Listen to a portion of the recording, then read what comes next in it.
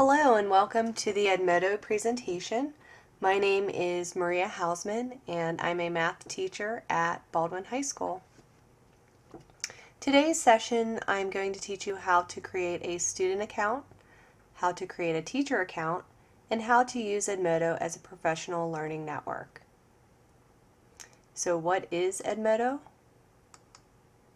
Essentially, Edmodo is a large social learning network. So things like Facebook, Twitter, Instagram, Pinterest. Edmodo is just another one of those, but what makes Edmodo different is two things. Number one, it is mobile, like the other social network. It is available with an app for free from the App Store. However, what makes it different is that it is a secure platform. It's a closed environment. Students don't share any private information. They do not need an email address, so students in elementary and middle school could also have this. They can join by invitation of their teacher, and all the communication is archived. All right, so the best way to show you Edmodo is to do it. So I'm going to minimize this, and you guys can go ahead and go to edmodo.com. In order to sign in for the very first time on edmodo.com, you have to select if I'm a teacher or I'm a student. For right now, I'm going to actually have you sign in as a student just to see what it's like from the student side, and then we'll take a look at the teacher side. For today, in order to sign up, you have to have a group code. It's by teacher invitation. So I'm going to go ahead and give you the code MYXDCG, and you can go ahead and select a username and password. I'm going to select my own username here, but you'll create one. I often tell students to create the same username and password that they would normally, from school. Email is optional. If they like to have notifications sent to them, they can put in an email address, but they do not have to. And I ask them to write their first and last name. Also, they must accept the terms of service and privacy. All right, you can go ahead and hit sign up. I'm going to go ahead and put in my username and password since I have it already set up.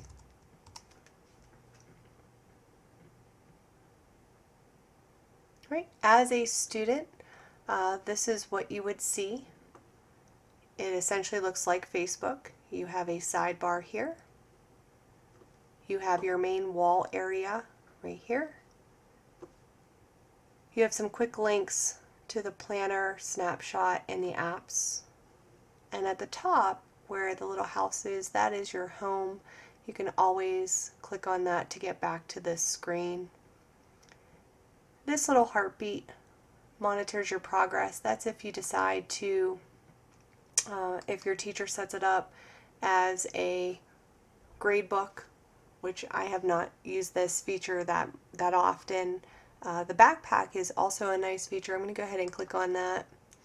The backpack allows students to add files, videos, anything that they have visited online. If they want to basically bookmark a website, they can add the link to here. So it's in a way it's a lot like Pinterest, and so this is a nice feature because they can also create folders, they can turn in assignments, they can access their Google Drive when they need to. There is a search bar that allows you to navigate easily throughout Edmodo, and if there are any notifications, you can click on that as well. The last thing at the top of the bar is your profile. Go ahead and click on Profile Settings. This allows you to upload your own photo or select from one of these. They can, and I always tell students to make sure it is appropriate for school. But they can also adjust their email and text updates so that if they decide to make this a mobile app, they're not getting text replies every, that often.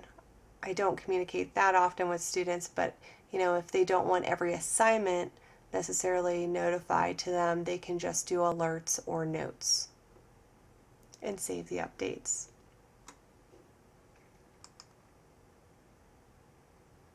All right, so another thing that you will notice by underneath the student name is the groups.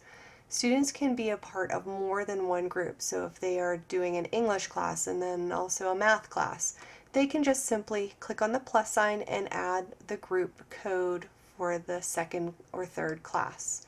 So they will have a list of their classes here in the groups. Right now, the only one that we have is the summer training. I'm going to go back to the home. The third box down here for the parent code. This is a code that they can give to their parents. So on the main screen, when they first go to edmodo.com, the parents can actually add the code in. If they have more than one student or more than one class, they can add in multiple codes to get a list of courses that their students are in, and they can see exactly what the student also sees. You can always give this code to the parents if the student doesn't want to as well. All right, on the main screen here, I have a few posts that the teacher made to the class here. Notice that there's also a poll that was taken here, and I already used this poll, but you can always set up polls, and once you've made your choice, it will remain in your post. If you have a question you want to ask your teacher, you say, what was the answer to last night's homework? I often have a guidelines that I set up for my students that they must write in proper English whenever they are signing this. But they can send it to the whole group, or they can send it to just the teacher. They cannot send it to individual students within the group, so there's no sidebar messaging going on in this. They can attach links and files or things from their backpack that they have bookmarked. They can actually pick from their backpack as well, and they can send the message quickly to me, which allows lots of communication. A lot of students used this last year to communicate with me outside of the classroom. Another nice feature that students enjoyed was that if you click on the actual Edmodo Summer Training Group and click on the folders, I actually put a lot of resources for students on Edmodo. For you guys as a training group, I put on some resources including there are quick guides for elementary, late elementary, middle, and high school, depending on which level you are teaching. There's a parent guide if you need to share that with parents, and a sample parent invite that describes the program and how it can be used. But this one here is very important, the sample code of conduct.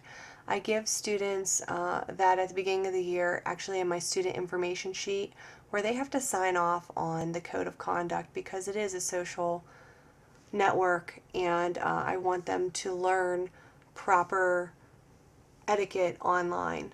And so I do go through that at the beginning of the year with my students so that when they do post, it is appropriate for the entire class. If you go back to the home, one of the other features that students really liked was this Edmodo planner. If you click on the planner, it actually is just a calendar, which by month doesn't have much for you guys. The Edmodo training, which is actually on the 14th, but that is a feature that students like. Sometimes they get those sent to their app as far as what the assignments are on the calendar. All right, and that's pretty much it from the student end. let's go ahead and log out. And we can go ahead and create a teacher account. As a teacher, you just click on I'm a teacher, pick your salutation, and fill it in. Email, password. You do have to provide an email as a teacher and agree to the terms of service. I already have one, so I will log in.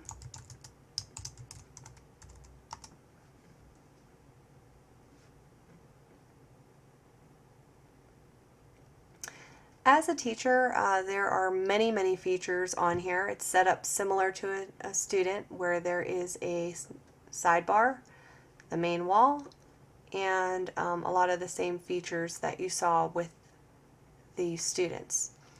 One of the biggest differences is that instead of backpack, it is a library, but same way. It works the same way. You can bookmark things from the internet, like websites, or you can upload files. And once you have those uploaded, you can easily organize them into folders, either by clicking on them and creating a folder, or you can just hit add to other folders. This allows you to use things from prior years. If you found a video to be helpful, you could go back through and say, oh, you know what, I want to go through that how to solve a quadratic video and I want to attach it to a certain post, or organize it into folders. So it's a very nice feature, way of organizing yourself.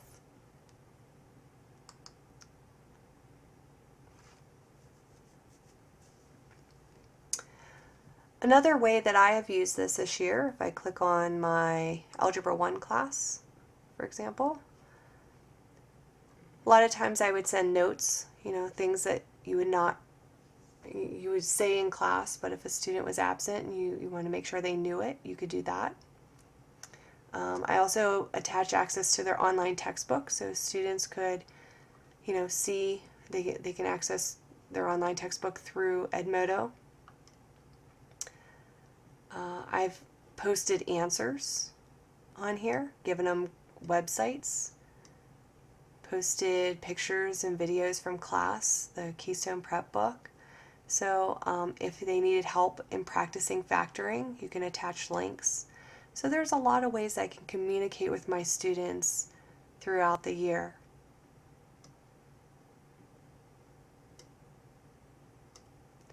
Another feature that I really liked under the folders is I set up, the course documents, things that they will need, like, the homework video tutors, Keystone information, online graphing calculator. So by putting all of this in one spot, it really allows you to organize your classroom, and it's very useful for students who maybe have missed a day of school or have trouble organizing it on their own. Another nice feature is the planner. From the teacher end, I'm going to go ahead and click on month. That Edmodo training was supposed to be on the 14th, so you can just click and drag it to wherever you need it to be. Let me show you a few months back in May. You know how crazy May is. But you can color code your different classes. This is my Calc BC and Honors Calc. And I put in all the assignments so that if a student does, say they're absent, they can look up the assignments, or they can have it sent to their mobile phone, and they can actually look at that from their phone and see what the homework is. Using this is really easy. You just click on it to create an event, type in your description, and you can send it to either a student or you can send it to a class.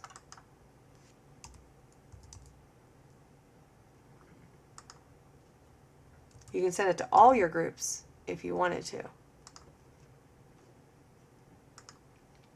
If you make a mistake, or if things come up at school and you got to change it, no problem. You can click and drag very easily if you need to make changes to your calendar.